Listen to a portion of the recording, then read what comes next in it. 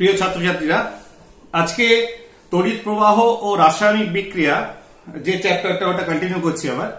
তাহলে আমরা এর আগে আমরা জেনে গেছি তড়িৎ বিশ্লেষ্য পদার্থ, তড়িৎ বিশ্লেষণ, ঠিক আছে, তড়িৎ দ্বার কি করে কি ঘটছে সব ইত্যাদি, এবং গাঢ় সোডিয়াম ক্লোরাইড একটা উদাহরণ দিয়ে আমরা দেখেছি যে কি করে ঘটছে।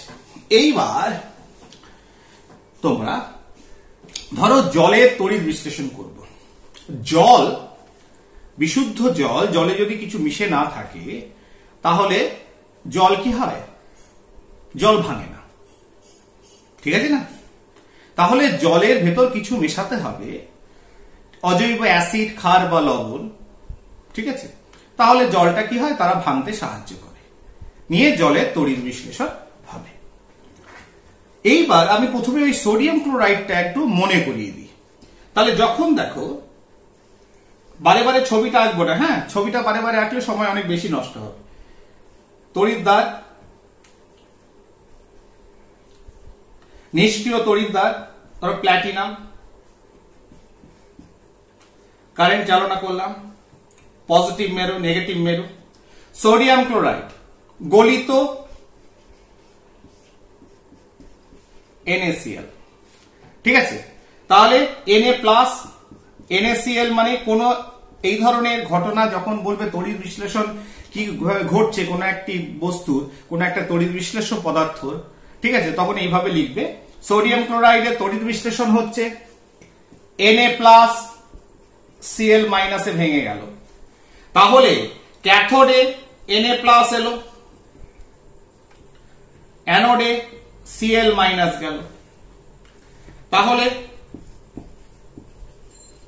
ক্যাথোডে কি ঘটলো?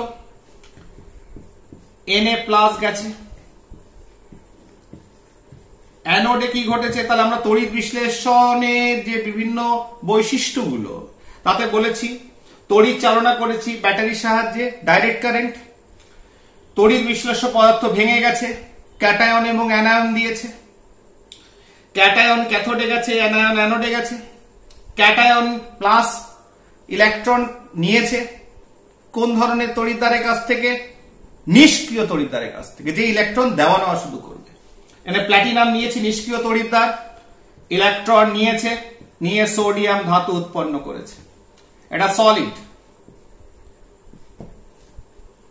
ঠিক আছে, ধাতু। আর ক্লোরিন Cl- কি করেছে? ক্লোরাইড আয়ন, ইলেকট্রন এক্সেস ছিল, সে অ্যানোডে যে ইলেকট্রন ছেড়ে দিয়েছে, অ্যানোড সেই ইলেকট্রন গ্রহণ করেছে, নিষ্ক্রিয় তড়িৎদ্বার Cl, ঠিক আছে। এইভাবে দুটো Cl- ছেড়ে দিয়ে Cl2 গ্যাস তৈরি হয়েছে, গ্যাস আকারে বেরিয়ে চলে গেছে। তাহলে এটাই ঘটনা ঘটেছে, ঠিক আছে না?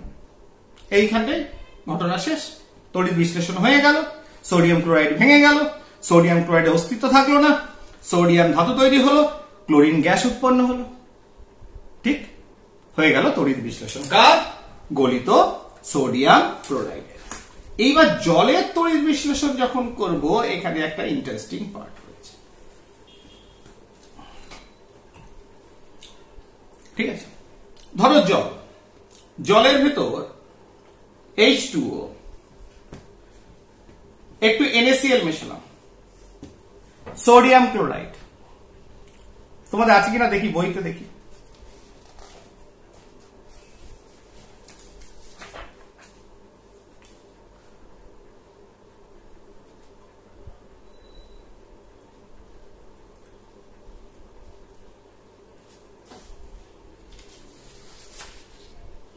জলের তড়িৎ বিশ্লেষণ, ঠিক আছে না? আচ্ছা, জলে, বিশুদ্ধ জলে সামান্য অ্যাসিড মিশিয়ে প্ল্যাটিনাম তড়িৎদ্বারের মাধ্যমে তড়িৎ চালনা করা হলো। তাহলে আমরা করে দিই যা আছে তাই বইয়ের মতো করে। তাহলে আমরা কি লিখলাম? জলের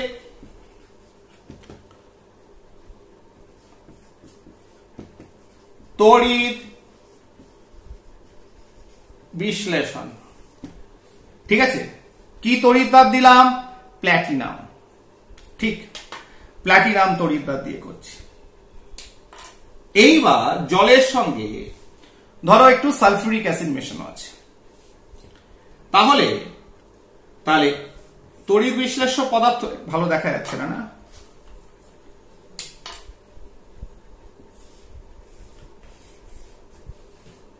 তাহলে এখানে জল নিয়েছি এবং সালফিউরিক অ্যাসিড। তাহলে জল আর সালফিউরিক অ্যাসিড যখন নিলাম তড়িৎ বিশ্লেষ্য রূপে, তখন দেখো জল H2O ভেঙে যে H+ আর OH- আয়ন উৎপন্ন করল, কিন্তু জল একা ভাঙতো না, অ্যাসিড দিয়েছি H2SO4 ভেঙে যে H+ SO4 2- উৎপন্ন করল, হাইড্রোজেন আয়ন আর সালফেট আয়ন, হাইড্রোজেন আয়ন আর সালফেট আয়ন উৎপন্ন করল। জল একা ভাঙতো কোনো অসুবিধা নেই, জলের তড়িৎ বিশ্লেষণ করাতে যে কিছু একটা তড়িৎ বিশ্লেষ্য অন্য একটা তড়িৎ বিশ্লেষ্য পদার্থকে যোগ করতে হবে, সেইখানেই সমস্যা। কেন? তুমি বলবে স্যার এটা তো বুঝলাম যে ক্যাটায়ন দুটোই হাইড্রোজেন, কিন্তু অ্যানায়ন যে গোলমাল হয়ে গেল। অর্থাৎ আমি যদি এবার বিক্রিয়াটাকে লিখি আগের মতো, তাহলে ক্যাথোড কোনো অসুবিধা নেই, ক্যাথোডে হাইড্রোজেন গেছে, H+ আয়ন ক্যাটায়ন গেছে। অ্যানোড, অ্যানোডে আছে OH- না SO4 2-, কে যাবে? তাহলে একাধিক ক্যাটায়ন বা অ্যানায়ন যদি তড়িৎ বিশ্লেষ্য পদার্থের ভেতর থাকে, তাহলে একটা অন্য উপায় আছে, সেই উপায়টাকে ফলো করতে হবে। দেখো ছোট বোর্ড বারে বারে মুছতে হচ্ছে, সরি, কিছু করার নেই। তাহলে সেই উপায়টা কি? উপায়টা হচ্ছে তড়িৎ রাসায়নিক শ্রেণী। তড়িৎ রাসায়নিক শ্রেণী, ঠিক আছে? কেন হঠাৎ করে তড়িৎ রাসায়নিক শ্রেণীতে করলাম? যারা তড়িৎ রাসায়নিক শ্রেণীতে ওপর দিকে আছে তারা কারা? ইলেকট্রোপজিটিভিটি তার অনেক বেশি, তড়িৎ ধনাত্মকতা অনেক বেশি, ঠিক আছে? আর যারা নিচের দিকে আছে তাদের তড়িৎ ধনাত্মকতা কম। আর ক্যাটায়নের কি হয়? তাহলে যাদের তড়িৎ ধনাত্মকতা বেশি উপর দিকে আছে, সে ইলেকট্রন নিতে চাইবে না, সে চাইবে না তার বিজারণ হোক, চাইবে কি না? কিন্তু তড়িৎ বিশ্লেষণে ক্যাটায়নের বিজারণ হয়, মাথায় আমরা প্রথমেই ঢুকিয়ে নিয়েছি। তাহলে ক্যাটায়নের যদি বিজারণ হয়, যারা তড়িৎ রাসায়নিক শ্রেণীতে ওপরে আছে তারা বিজারিত হতে চাইবে না, যারা নিচের দিকে আছে ক্যাটায়ন তারা আগে বিজারিত হবে, ঠিক আছে না? যারা কম তড়িৎ ধনাত্মক। এই হিসাবে যদি আমি একটা সিরিজ তৈরি করি যে যারা তড়িৎ রাসায়নিক শ্রেণীতে নিচে আছে তারা আগে যাবে, তাহলে ব্যাপারটা কি একটু মনে রাখতে হবে, তোমাদের কিছু করার নেই। তাহলে ক্যাথোডে কারা আগে মুক্ত হবে? তাহলে একদম নিচ থেকে শুরু করি, কয়েকটা ইম্পর্টেন্ট যেগুলো আছে। সিলভার, কপার, সিলভার কপার, এটা সিলভার। হাইড্রোজেন, তার আগে অরাম দরকার পড়বে না, ঠিক আছে? অরাম। Fe2+, কি ion? Ferrous ion. Zinc ion, then aluminium ion, magnesium ion, sodium ion, calcium ion, potassium ion, ঠিক আছে? তাহলে এইভাবে সিরিজটা এদিক থেকে শুরু, এদিক থেকে মাথা, তড়িৎ রাসায়নিক শ্রেণীতে সবার উপরে আছে, এইভাবে আস্তে আস্তে আস্তে আস্তে নেমেছে। কিন্তু মুক্ত হওয়ার ক্ষেত্রে যে নিচের দিকে আছে তড়িৎ ধনাত্মকতা যার কম, যে কম অ্যাক্টিভ, সে আগে বিজারিত হচ্ছে, ঠিক আছে না? তার নিচ থেকে নিচে যে আছে তার টেন্ডেন্সি বেশি, বিজায়িত হওয়ার, মুক্ত হওয়ার ক্যাথোডে। তাহলে সেই হিসাবে এটা হচ্ছে শ্রেণী তৈরি হলো।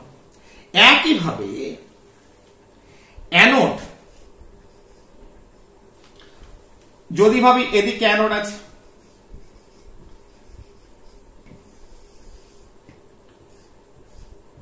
অ্যানোডে কে আগে মুক্ত হবে?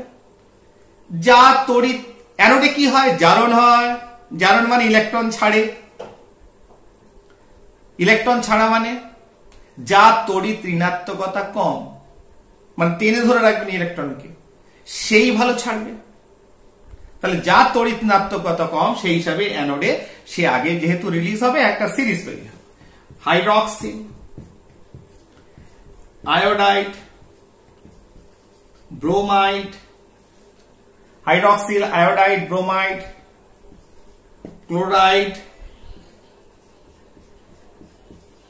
Nitrate, then sulphate, then fluoride.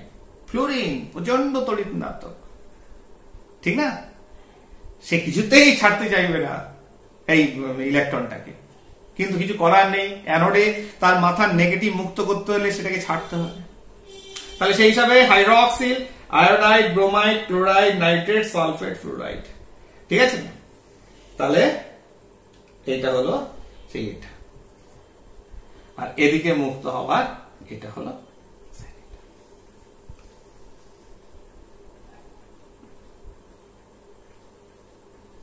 তাহলে বুঝতে পারলে? তাহলে এইটাকে একটু মাথায় রেখে আমাদের চলতে হবে। তাহলে দুজন করে যদি দুটো অ্যানায়ন বা ক্যাটায়ন থাকে, তাহলে সেক্ষেত্রে আমরা এই সমস্যার সমাধান করতে পারবো। তাহলে এই যে কে আগে মুক্ত হবে সেটাকে যদি একটা টেবিলের মাধ্যমে করি, যদি বুঝি, তাহলে কে আগে মুক্ত হবে? একটা হচ্ছে ক্যাটায়ন,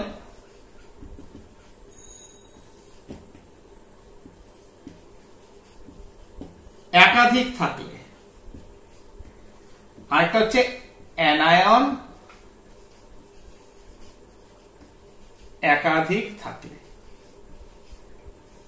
ক্যাটায়ন একাধিক থাকলে আর অ্যানায়ন যদি একাধিক থাকে তাহলে কি হবে? ঠিক আছে, তাহলে ক্যাটায়ন একাধিক থাকলে এক নম্বরই হচ্ছে, যদি একের বেশি ক্যাটায়ন থাকে, ঠিক আছে, তাহলে ইলেকট্রোকেমিক্যাল সিরিজ, যে শ্রেণীটা আমি করালাম, অর্থাৎ সেই শ্রেণীর শেষে যারা আছে তারা আগে মুক্ত পাবে, মুক্তি লাভ করবে। যার তড়িৎ ধনাত্মকতা কম সে আগে মুক্ত হবে। ঠিক আছে, এটা ক্যাটায়নের ক্ষেত্রে মিটে গেল ঝামেলা, দুটো ক্যাটায়ন যদি থাকে। এইবার অ্যানায়নের ক্ষেত্রে এক নম্বর কি আছে? এক নম্বর পয়েন্ট হচ্ছে যে দেখতে হবে আমাকে তড়িৎদ্বারটা নিষ্ক্রিয় না সক্রিয়। যদি একাধিক অ্যানায়ন থাকে, বা একটা অ্যানায়ন যদি থাকে, এখানে অ্যানায়নের ক্ষেত্রে খুব ইম্পর্টেন্ট পার্ট হচ্ছে তড়িৎদ্বারটা কেমন। তড়িৎদ্বার যদি সক্রিয় থাকে, তড়িৎদ্বার যদি কি থাকে, সক্রিয় তড়িৎদ্বার,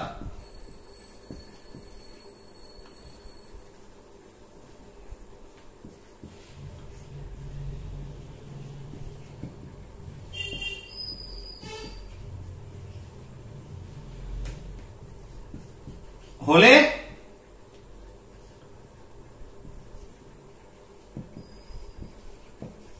তড়িৎদ্বারে জারণ হবে। তাহলে মজাটা এইখানে, তাহলে তড়িৎদ্বার যদি সক্রিয় হয় অ্যানায়নের ক্ষেত্রে, তাহলে তড়িৎদ্বারের জারণ হয়ে যাবে। আমরা জানি তো অ্যানায়নের জারণ হয়, অ্যানায়ন যেগুলো দ্রবণে আছে সে কিছু করতে পারবে না, তার আগে তড়িৎদ্বার সে জারিত হয়ে যাবে। তাহলে যদি এটা না থাকে, তড়িৎদ্বার যদি নিষ্ক্রিয় হয়, তাহলে কি এক নম্বর হচ্ছে আপেক্ষিক গাঢ়ত্ব যার বেশি,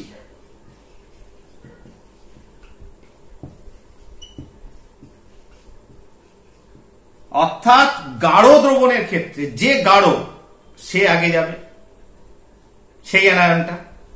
আর দু নম্বর হচ্ছে ইলেকট্রোকেমিক্যাল সিরিজ, অর্থাৎ ওই যে যেটা আমি লিখলাম, অর্থাৎ যার তড়িৎ ঋণাত্মকতা কম, সে আগে ইলেকট্রনটা ছেড়ে দেবে, যে শ্রেণীটা বললাম। তাহলে সেই শ্রেণীকে ফলো করতে হবে ক্যাটায়নের ক্ষেত্রে একাধিক ক্যাটায়ন থাকলে।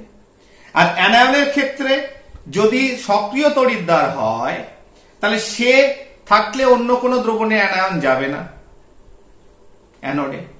যদি সক্রিয় তড়িৎদ্বার না হয়ে প্ল্যাটিনাম, গ্রাফাইট বা গ্যাস কার্বন তড়িৎদ্বার থাকে, নিষ্ক্রিয় তড়িৎদ্বার থাকে, সেক্ষেত্রে দ্রবণটা যদি খুব গাঢ় হয়, তাহলে যে বেশি আছে সে যাবে, কোনো তাকানো সিরিজে তাকানোর দরকার নেই। আর যদি না হয়, তাহলে এই সিরিজটা যেটা আমি করে দিয়েছি অ্যারো দিয়ে, কে আগে মুক্তি পাবে সেটাকে ফলো করতে হবে। তাহলে জলের ক্ষেত্রে যদি আমি ভাবি এই ঘটনাটাকে, তাহলে জলের ক্ষেত্রে কি দেখলাম?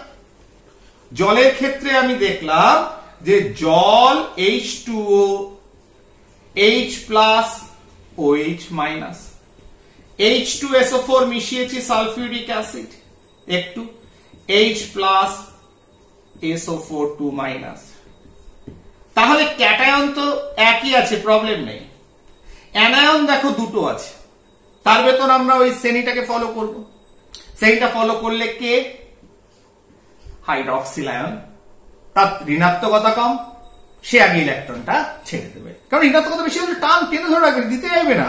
তাহলে সালফেট বলবে না ভাই আমার নেগেটিভ চার্জ এক্সট্রা ইলেকট্রন আমি দেবো না ইলেকট্রোডকে, ও বলছে না আমি দিয়ে দেবো। তাহলে ঘটনাটা কি ঘটলো? তাহলে ক্যাথোড বিক্রিয়াটা কিভাবে লিখবে? ক্যাথোডে কি হলো? H plus plus ion.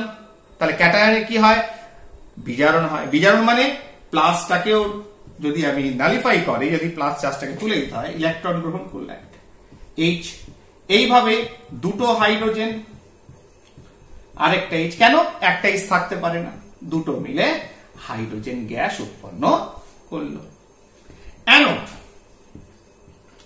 অ্যানোডে আমরা দেখে নিয়েছি হাইড্রক্সিল আয়ন গেল, ওকে ফেলে দিয়ে পেছনে সে কি করলো? মাইনাস আছে, জারণ ঘটালো।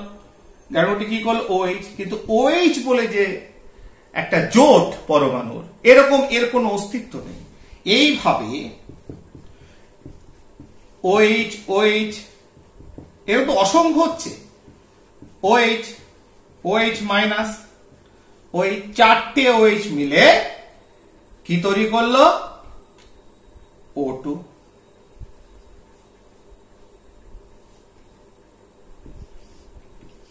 O2 কি তৈরি করলো? চারটে OH মিলে কি তৈরি করলো? অক্সিজেন। ঠিক আছে, প্লাস 2H2, O2 উৎপন্ন হলো এবং জল উৎপন্ন করলো। তার মানে এই জলটা যেটা উৎপন্ন করলো, এটা কোথায় এলো? আবার দ্রবণে চলে এলো। আর এখানে কি উৎপন্ন হলো? আরেকটা গ্যাস, অক্সিজেন।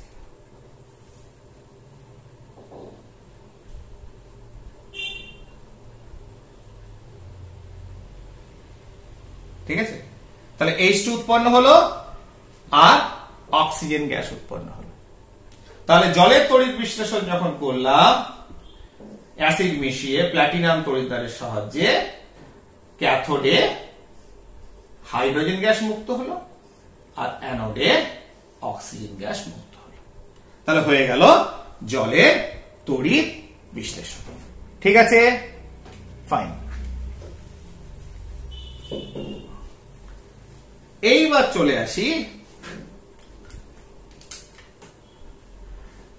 চলে আসি, ধরো আরেকটা এক্সাম্পলে। কি এক্সাম্পলে আসা যায়? গাঢ় সোডিয়াম ক্লোরাইড হয়ে গেল, জলের তড়িৎ বিশ্লেষণ হয়ে গেল। এবার ধরো, আচ্ছা জলের তড়িৎ বিশ্লেষণটাকে আমরা বলতে পারি লঘু সালফিউরিক অ্যাসিডের তড়িৎ বিশ্লেষণ। আচ্ছা এবার কপার সালফেটের তড়িৎ বিশ্লেষণ করি, ইম্পর্টেন্ট। কপার সালফেট, ঠিক আছে না? কপার সালফেটের তড়িৎ বিশ্লেষণ কিরকম? লঘু বা কপার সালফেটের দ্রবণ। তাহলে কি হবে? CuSO4 Cu2 plus copper ion sulphate ion, H2O H plus ion OH minus ion. এবার দেখো ক্যাটায়ন কে কে আছে, হাইড্রোজেন আয়ন আর দুটো। একটু আগে কি বললাম, কে মুক্তি পাবে, ক্যাটায়ন একাধিক থাকলে যার তড়িৎ ধনাত্মকতা কম ও তড়িৎ রাসায়নিক শ্রেণীতে নিচে, আমি লিখে দিয়েছি, দেখবে হাইড্রোজেনের আগে কে আছে, কপার আয়ন আগে মুক্তি পাবে, ঠিক না? প্রথমে সিলভার আয়ন ছিল, তারপরে কপার আয়ন ছিল, তারপরে হাইড্রোজেন আয়ন ছিল। তার মানে ক্যাথোডে কি হলো, ক্যাথোডে Cu2 প্লাস গেল। আর অ্যানোডে কি হলো তুমি জানো, এটা আগে ছিল, তাহলে এক হচ্ছে লঘু, গাঢ়ত্ব এখানে এফেক্ট করছে না। 2 নম্বর হচ্ছে এটা ধরো করেছি আমি, কি ধরনের তড়িৎদ্বার ইউজ করব আমি, ধরো এটাও ধরো আমি প্ল্যাটিনাম তড়িৎদ্বার দিয়ে করলাম বা গ্রাফাইট তড়িৎদ্বার দিয়ে, নিষ্ক্রিয় তড়িৎদ্বার দিয়ে। অতএব অ্যানোডের ক্ষেত্রে, অ্যানায়নের মুক্তি পাওয়ার ক্ষেত্রে নিষ্ক্রিয় তড়িৎদ্বার মানে তড়িৎদ্বারের গল্প শেষ। 2 নম্বর হচ্ছে এবার দেখতে হবে দ্রবণটা লঘু, লঘু, ঠিক আছে না? এইবার দেখতে হবে যে এখানে গাঢ়ত্ব দিয়ে বিচার করলে হবে না। 3 নম্বর হচ্ছে কে আগে মুক্তি পাবে, হাইড্রক্সিল আয়ন, তাহলে হাইড্রক্সিল আয়ন মুক্তি পেল। তাহলে এ কি করবে, বিজারণ হচ্ছে দুটো ইলেকট্রন নিয়ে কপার সলিড জমা হতে আরম্ভ করলো ক্যাথোডে ধাতু। আর অ্যানোডে কি হলো, হাইড্রক্সিল আয়ন যেটা করে জলের তড়িৎ বিশ্লেষণে যেটা দেখেছো, মাইনাস আছে, ত্যাগ করলো OH, ঠিক আছে না? এইভাবে 4টে থেকে 4 OH মানে হচ্ছে তোমার টোটাল কত হচ্ছে, তার মানে 4 OH, তার মানে 4টে ইলেকট্রন মুক্ত করলে 4 OH, সেখানে আমি কি পাচ্ছি O2 প্লাস 2H2, তার মানে অক্সিজেন পেলাম, অক্সিজেন গ্যাস পেলাম। তার মানে কপার সালফেটের দ্রবণে যদি প্ল্যাটিনাম নিষ্ক্রিয় তড়িৎদ্বার দিয়ে, যদি আমি যে তড়িৎদ্বার কোনো রাসায়নিক বিক্রিয়া অংশগ্রহণ করবে না, যদি বিক্রিয়া করানো হয়, তাহলে ক্যাথোডে কপার জমা হবে, সলিড কপার যেহেতু ক্যাথোডে জমা হচ্ছে, অ্যানোডে অক্সিজেন গ্যাস মুক্ত হবে। এইবার আমি একটা কাজ করি, এটাকেই করি সক্রিয় তড়িৎদ্বার দিয়ে, কপার সালফেটের তড়িৎ বিশ্লেষণ সক্রিয় তড়িৎদ্বার দিয়ে। তার মানে, এবং দেখা গেছে, মনে রাখবে, যে ধাতুর লবণটা তড়িৎ বিশ্লেষ্য রূপে নেওয়া হয়, সেই ধাতুকেই আমরা সক্রিয় তড়িৎদ্বার হিসেবে ব্যবহার করে থাকি। এটা একটা বেশ ইন্টারেস্টিং পার্ট, এটা থেকে অনেক কিছু হয়। দেখো তাহলে কপার সালফেটের জলীয় দ্রবণের তড়িৎ বিশ্লেষণ করছি, কপার ইলেকট্রোড, কপার ইলেকট্রোড, তাহলে এটা ছবি আঁকতে হবে, ইম্পর্টেন্ট পার্ট।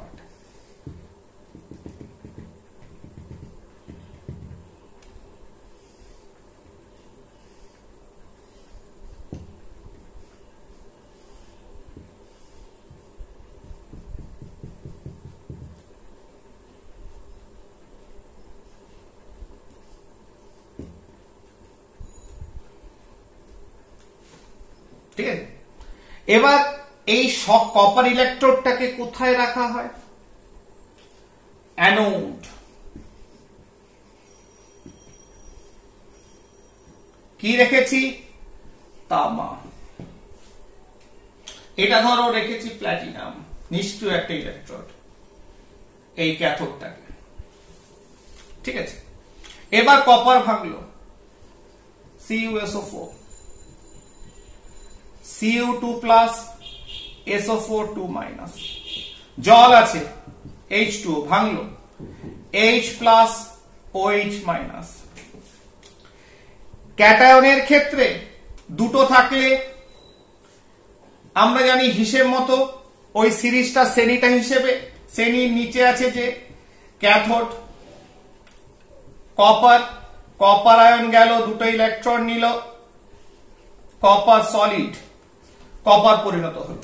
অর্থাৎ এই যে ক্যাথোড, এখানে তামা জমা হলো, ক্যাথোডে তামা জমা হতে আরম্ভ করলো, তাহলে Cu2+ থেকে এখানে তামা জমা হতে আরম্ভ করলো। Cu2+ থেকে কি উৎপন্ন হলো? তামা। এখানে তামা জমা হতে আরম্ভ করলো। এইবার অ্যানোড, ইম্পর্টেন্ট পার্ট।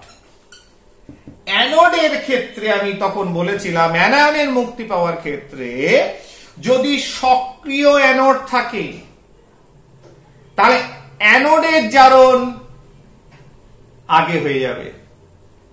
অর্থাৎ এই যে সালফেট আয়ন বা হাইড্রক্সিল আয়নের জারণের আগে অ্যানোডের জারণ, অ্যানোডে কি আছে? তামা। তামা দুটো ইলেকট্রন ছেড়ে Cu2+ সলিউশনে চলে আসবে। বুঝতে পারছো? সক্রিয় দেখো বিক্রিয়াতে অংশগ্রহণ করে ফেললো কে? ইলেকট্রোড। কে? অ্যানোড। ঠিক আছে? তাহলে এক্ষেত্রে বিক্রিয়াটা এরকম হলো যে দ্রবণে ভেঙেছিল, ভাঙার পর ক্যাথোডে দ্রবণ থেকে কপার জমা হলো, আর অ্যানোড থেকে কপার ক্ষয় হয়ে দ্রবণে চলে এলো। ঠিক আছে না? ইন্টারেস্টিং না? তাহলে মজাটা হচ্ছে এরকম একটা সেটআপ যদি করা হয় তাহলে এখানে আমি কপার জমা হতে দেখব, আর সেটা কেন কমে যাবে না? কারণ অ্যানোডে কপার রয়েছে, অ্যানোড থেকে কপার দ্রবণে চলে আসতে আরম্ভ করবে। তাহলে অ্যানোড সাপ্লাই দেবে, অ্যানোড দ্রবণে চলে আসছে কপার আয়ন, সেই কপার আয়ন দ্রবণ থেকে আবার ক্যাথোডে জমা হচ্ছে। তাহলে অ্যানোড সাপ্লায়ার, আর এই হচ্ছে কি তোমার খরচ করছে। ঠিক আছে? তার মানে একজন সাপ্লাই করছে, একজন যোগান দিচ্ছে, আরেকজন সেটাকে খরচ করছে। তো এই সিস্টেমটা যখন বিজ্ঞানীরা দেখলো যে এটা করা যেতে পারে, তখন দেখলো এটাকে তো বিভিন্ন ভাবে কাজে লাগাতে পারি। ঠিক আছে? এবার এই সিস্টেমটাকে তুমি মনে রাখে দাও যে এরকম সক্রিয় ইলেকট্রোড, তারপর কপার ইলেকট্রোড দিয়ে যদি কপার সালফেটে জলীয় দ্রবণে তড়িৎ বিশ্লেষণ করলে এটা হতে পারে। তাই এটা তো সব ধরনের ধাতব লবণের ক্ষেত্রে এরকম ধাতুর অ্যানোড হিসেবে ব্যবহার করে আমি করতে পারি। হ্যাঁ, করতে পারি।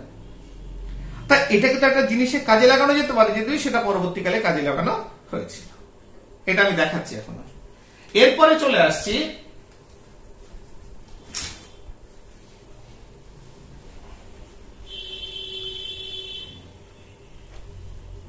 তড়িৎ বিশ্লেষণের কি জিনিসটা?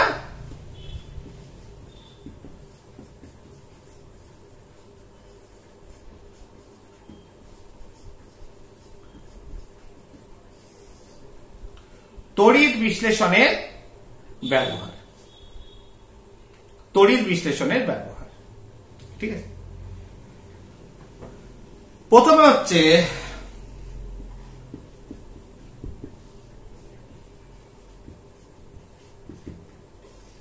তড়িৎ লেপন।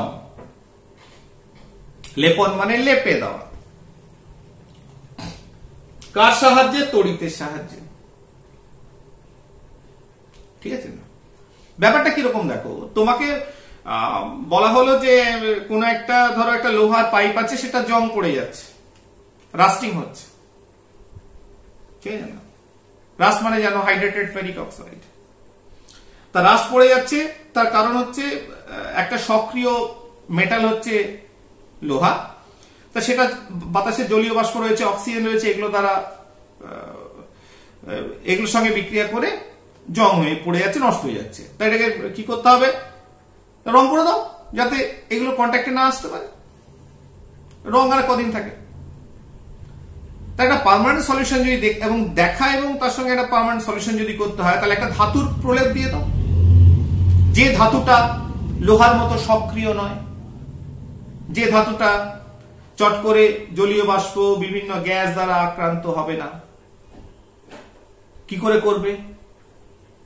এক হচ্ছে গলিয়ে তার ভিতর লোহার ওইটাকে ফেলে দিতে হবে, তারপর তুলে নিতে হবে, গায়ে লেগে যাবে। কিন্তু তাতে দেখা যাচ্ছে ওই ধাতুটা তার যে গলনাঙ্ক সেখানে লোহাও গলে গেছে, অসুবিধা। তা তখন এই তড়িৎ বিশ্লেষণটাকে কাজে লাগানো হলো। ঠিক আছে, যে এই যে আমরা দেখতে পাচ্ছি ক্যাথোডে ধাতু জমা হচ্ছে, তাহলে এই প্রসেসটাকে যদি কাজে লাগাই, তাহলে এই যে ল্যাপার কাজটা যদি করি, ধরো ওই যে লোহার যে একটা রড যেটা জং পড়ে গেছে তাকে আমি ক্যাথোডে রেখে দিলাম, ঠিক না? এইবার আমি তড়িৎ চালনা করলাম, তার উপর তো যার আমি প্রলেপ দেব সেই ধাতুটা জমা হয়ে যাবে। হ্যাঁ, ইন্টারেস্টিং। এইভাবে করা যেতে পারে। তাতে একসঙ্গে হিউজ অ্যামাউন্ট, প্রচুর পরিমাণ এইভাবে আমি লেপে দিতে পারি, একটা ধাতুর আস্তরণ ফেলে দিতে পারি ক্যাথোডে, যদি যার উপর প্রলেপ দেওয়া হবে তাকে যদি রাখা হয়। এবার প্রশ্ন হচ্ছে যে কতক্ষণ এটা চলবে? বলে কেন, ভয় তো নেই। আমি অ্যানোডে সেই সক্রিয় অর্থাৎ যে তড়িৎ বিশ্লেষণটাকে ব্যবহার করছি, সাপোজ ধরো লোহাকে তার উপর আমি আস্তরণ ফেলবো। দেখো আগে বলে দিই, তারপরে ডেফিনেশনে যাব। তড়িৎ বিশ্লেষণের সাহায্যে আমি একটা সক্রিয় ধাতুর উপর একটা কম সক্রিয় ধাতুর প্রলেপ দেব, যাতে নষ্ট না হয়, দেখতেও ভালো হয়।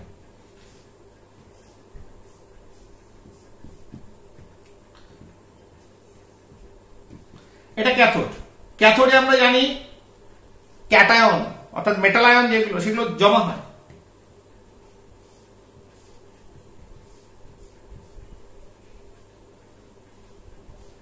এটা লোহার পাইপ,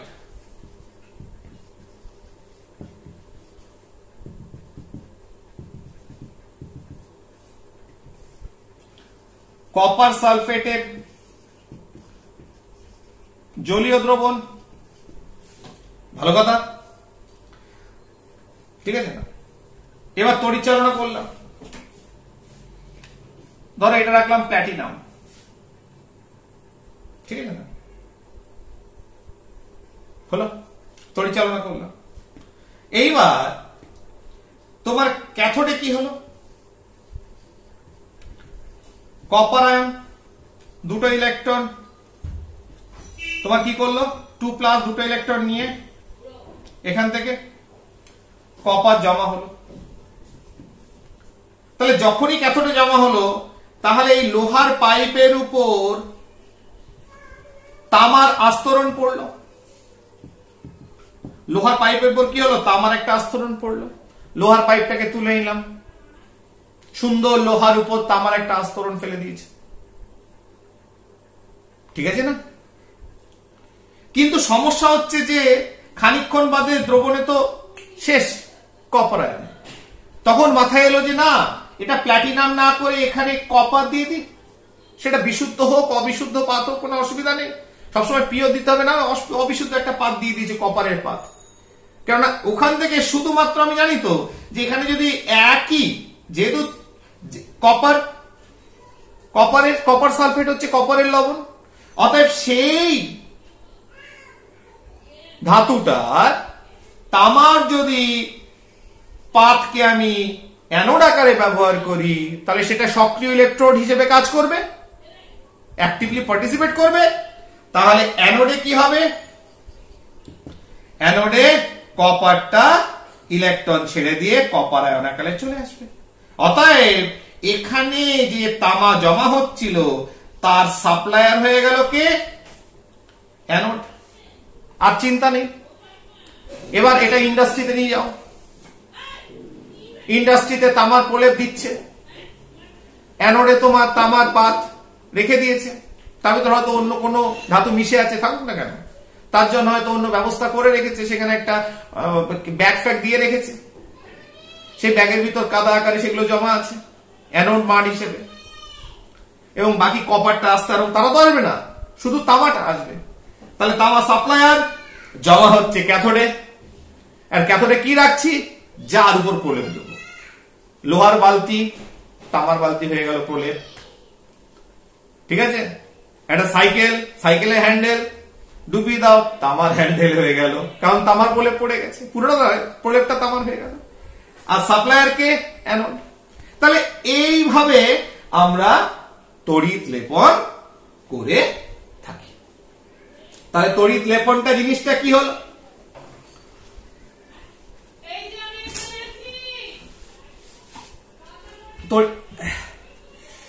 তড়িৎ লেপনটা কি হলো? তড়িৎ বিশ্লেষণের সাহায্যে কোন বেশি সক্রিয় ধাতুর উপর কম সক্রিয় ধাতুর প্রলেপ দেওয়ার পদ্ধতিকে কি বলা হয়? তড়িৎ লেপন। ঠিক আছে, এবার এটা হলো তড়িৎ লেপন। এবার তড়িৎ লেপনে তাহলে দেখো,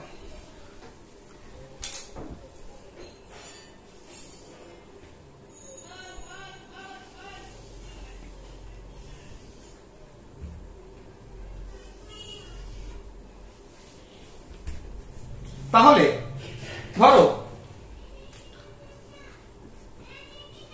ক্যাথোড, অ্যানোড, তড়িৎ বিশ্লেষ্য, ঠিক আছে, আর লেপন। তাহলে ক্যাথোডে কাকে রাখবো? যার উপর প্রলেপ দিতে হবে, যার উপর প্রলেপ দিতে হবে। কিন্তু অ্যানোডটা তো এক রাখলে হবে না, অ্যানোড তো সাপ্লায়ার। অ্যানোড তো আমাকে সেই ধাতুটা সাপ্লাই করবে দ্রবণে। কিসের মাধ্যমে? জারণের মাধ্যমে। ঠিক আছে, ক্লিয়ার, বোঝা গেল? ধরো কপার, কপার, কপারের ক্ষেত্রে কি? তাহলে অ্যানোড কি রাখবো? সক্রিয় ইলেকট্রন কপারেরই সাপ্লায়ার হবে। তাহলে কপারের লেপন দিতে গেলে, তামার লেপন দিতে গেলে অ্যানোড হিসেবে কপারকেই রাখলাম। তার মানে যার লেপন দেব তাকেই আমি অ্যানোড হিসেবে রাখতে হবে, আর যার উপর লেপন দেব তাকে আমি ক্যাথোড হিসেবে রাখতে হবে। আর তড়িৎ বিশ্লেষ্য হবে কপার সালফেটের দ্রবণ। ঠিক আছে না? তাহলে এটা বারবার লেপন লেখা দরকার নেই, দেখলে বুঝতে পারবে। তাহলে তামার লেপন দিতে হলে কি দিতে হবে? Copper sulphate. সিলভার, রূপো, এজি,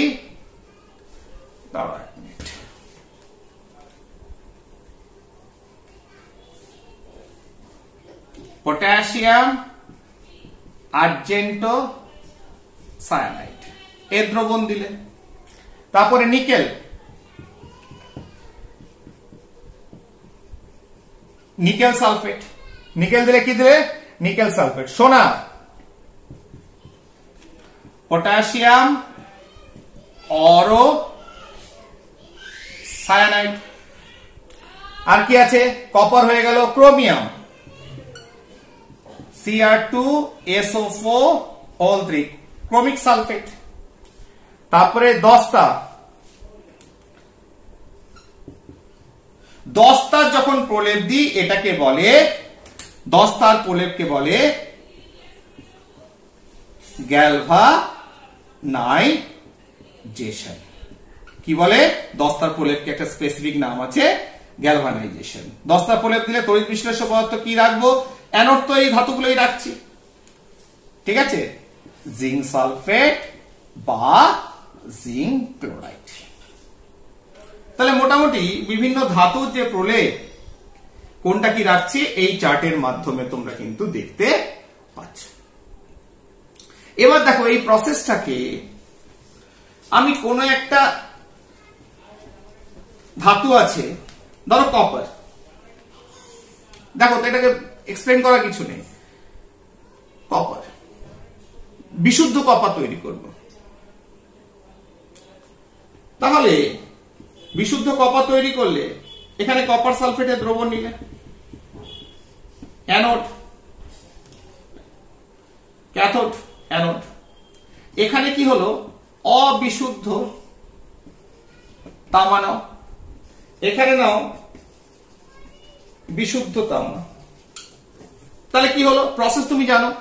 যদি অ্যানোড আমি যে ধাতুর লবণ সেটাই যদি আমি অ্যানোড হিসাবে নিই, তাহলে সেটা ভেঙে দ্রবণে চলে আসবে, আর এখান থেকে ক্যাথোডে জমা হবে। তাহলে দেখো এটা বিশুদ্ধ তামার পাত, অবিশুদ্ধ হচ্ছে অ্যানোডটা। তাহলে অবিশুদ্ধ থেকে শুধুমাত্র তামা দ্রবণে এলো, নিয়ে এখানে জমা হলো, যেটা দেখানো হয়েছে, বারবার বলা হচ্ছে। তাহলে এখান থেকে অবিশুদ্ধ তামার ভেতর থেকে শুধু তামাটাকে আমি সরিয়ে দিলাম, নিয়ে এখানে এসে জমা করে নিলাম। তাহলে এখানে কারা পড়ে থাকলো, যখন এটা কমপ্লিট হয়ে গেল, তাহলে এখানে কারা পড়ে থাকলো, অশুদ্ধি। ঠিক আছে না? এই হিসাবে দেখবে এই বিশুদ্ধিকরণ প্রসেসে তামার সঙ্গে আরো যে মেটালস গুলো মিশে থাকে সেইগুলো আর আসে না, এখানে পড়ে থাকে। সেটাকে একটা মসলিনের পর্দার ভেতর, এটা ব্যাগের ভেতর রাখা হয়, যেটাকে অ্যানোড মাঠ বলে। অ্যানোডের কাদার মতো দেখতে হয়। ঠিক আছে? তাহলে এক হচ্ছে তড়িৎ লেপনে তড়িৎ বিশ্লেষণকে ব্যবহার করলাম, দুই হচ্ছে কোন ধাতুকে যদি বিশুদ্ধকরণ করতে হয়। ঠিক আছে না? প্রসেস একই, সেটাকে বিভিন্নভাবে কাজে লাগাচ্ছে। এটা হয়ে গেল। 3 নম্বর হচ্ছে ধাতু নিষ্কাশন। 3 নম্বর কি? ধাতু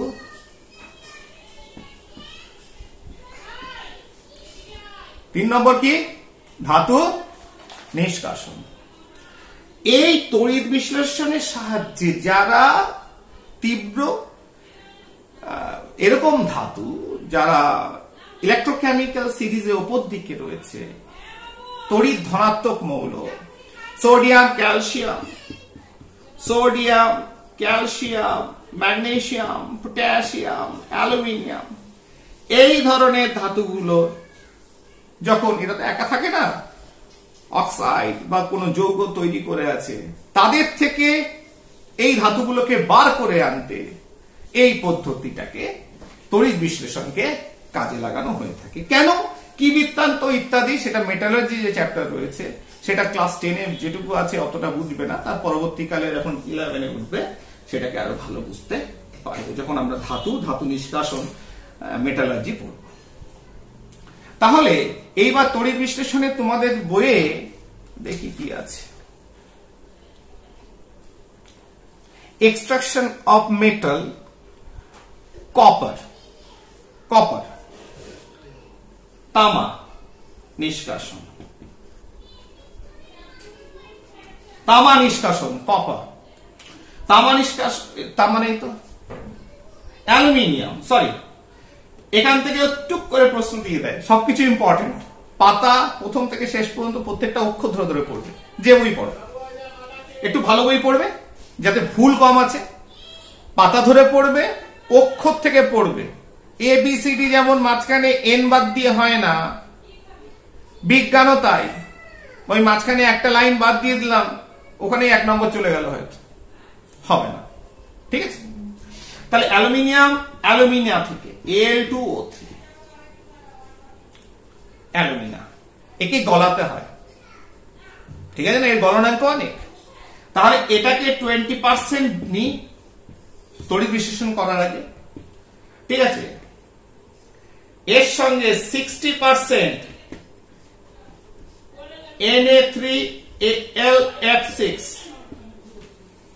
Na3Al তাই তো? হ্যাঁ, Na3Al6, ঠিক।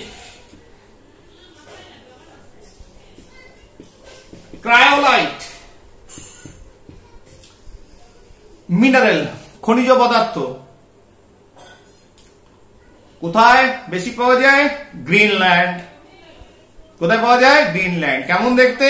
সাদা, হোয়াইট। ঠিক আছে? আরেকটা নাম কি? Sodium hexafluoro aluminate. Sodium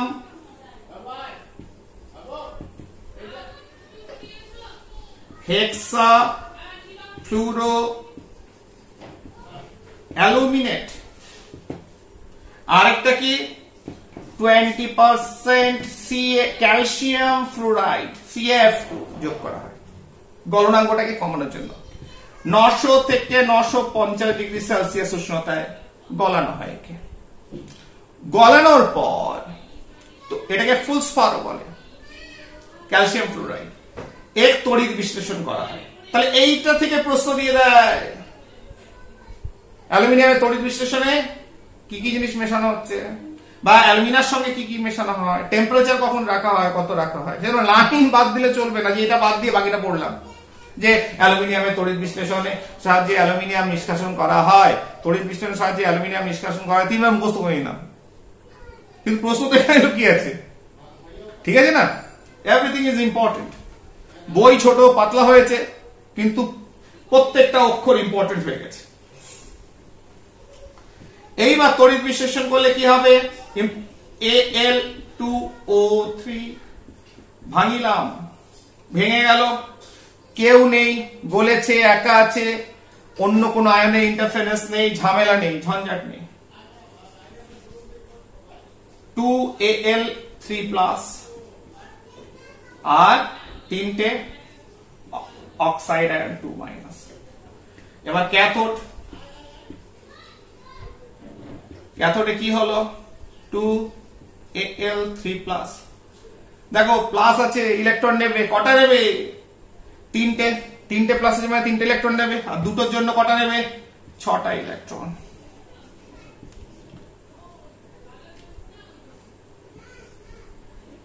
solid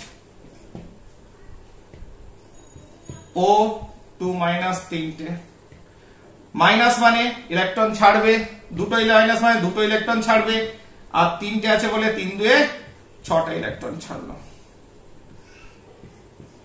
oxygen. তাহলে এইভাবে তিনটে প্লাস তিনটে অক্সিজেন মিলে তিনটে O2 অক্সিজেন। তাহলে অ্যালুমিনিয়াম ক্যাথোডে জমা হয়ে গেল আর অক্সিজেন মুক্ত হলো। ওফো, ঠিকই তো আছে, হয়েছে, ঝামেলা মিটে গেছে, আর তো কেউ নেই এখানে। তাহলে অ্যালুমিনিয়াম নিষ্কাশন হয়ে গেল। তাহলে তড়িৎ বিশ্লেষণ বুঝলাম, তার ব্যবহার বুঝলাম। এক হচ্ছে তড়িৎ লেপন, আর ধাতুকে বিশুদ্ধীকরণ, বিশুদ্ধ কিভাবে করতে পারি, বিশুদ্ধীকরণ করতে পারি, প্রসেস ইজ সিম্পল। 3 নম্বর হচ্ছে ধাতু নিষ্কাশন। ক্লিয়ার? তাহলে এখানে শেষ করছি। থ্যাংক ইউ, ভালো থেকো।